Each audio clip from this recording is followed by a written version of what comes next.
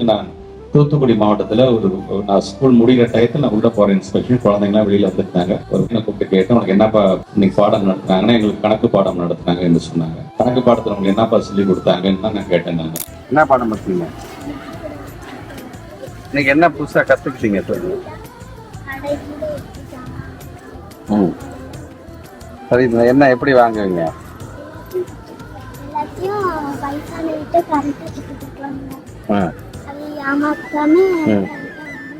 Very good. என்ன teacher பேரு?